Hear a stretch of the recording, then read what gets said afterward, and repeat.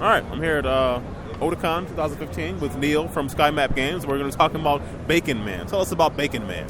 So Bacon Man is the rightful heir to the meat throne, but his grandfather, Old King Roast Beef, is brutally murdered, and he's been framed by all of the other food groups. So you have to help Bacon Man fight his way through the food groups and get back to become king of the meat throne. So Bacon Man is a 2D platformer. Actually, it's funny because their graphic style makes it look 2D, but it's a full 3D action platformer with some RPG elements. You can do things like leveling. It has some gun combat, brawling combat, and just absolutely brutal platforming. The platforming is the thing that makes it so tough. Yeah, looking at some of these levels where you see you're jumping on the small bubbles to avoid the spikes, there's definitely some challenge there. Oh, absolutely. This game is all about mobility. So the players that tend to do really well are the ones that have as little hesitation as possible. It's all about getting momentum and running and moving and not stopping. So explain some of the RPG elements, because I've played this before at several trade shows. I even did support the Kickstarter, and I wasn't aware that there were RPG elements. I probably should have been, but please elaborate on that. Thanks so much. Yeah, so actually, if you look in the top left-hand corner of the screen of the demo, there's a little number 1, and actually that's a level. So what happens is, as you progress through the game by beating enemies, you gain experience, and that experience can be used to make you stronger or have other additional abilities. Something else is you get things like items. So you have a quick slot that you'll be able to use for like health potions and things of that sort. Okay, cool.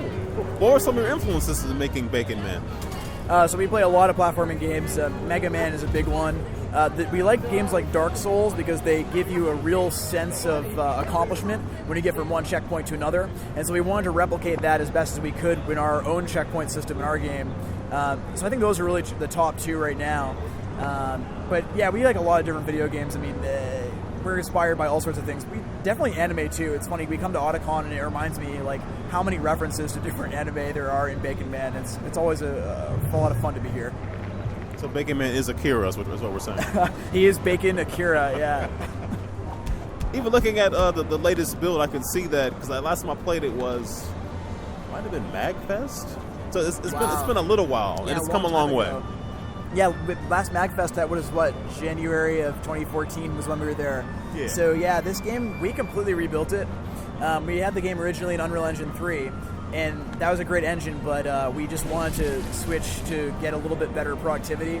Our pipeline's a lot better with Unreal Engine 4, so we actually had to take all the assets and then basically gut the code base and start over with the same assets. And what we have now is much more stable, far fewer bugs, and I think is a much more true experience what we were looking for. You know, not being a developer myself, but really loving games, I feel like I know something. So I'm just surprised you didn't just press the port button from Unreal Engine 3 to 4. Yeah, I wish it was that simple. I know. It's such a bummer because like when we wanted to make the switch, we were just thinking, oh man, this will be great. We can upgrade. But actually, the engine is so radically different, and the code base is so different that we had to completely gut it and start over. Was this something that you knew you had to do before the Kickstarter? We were thinking about it, but we were not quite ready to commit. I think when the Kickstarter came through, we were like, you know what?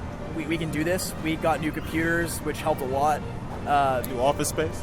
New office space, yeah. We actually moved in with a bunch of people in a group called Game Assembly.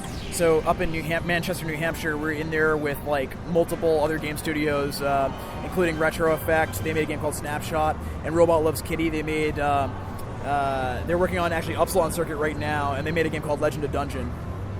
Okay, I think I've played that. Yeah, Legend of Dungeon was pretty popular. Snapshot was as well, so we're really happy to be working with them because it's so great. We get feedback from them constantly, and it's a really great space to work with. Are there going to be any cameos of other indie characters in your games, or vice versa? We are definitely working on it. I can't tell you who, but we have some friends that are also making some like food-based games, so that might drop a little hint. Organic Panic? We know them. Okay. Okay.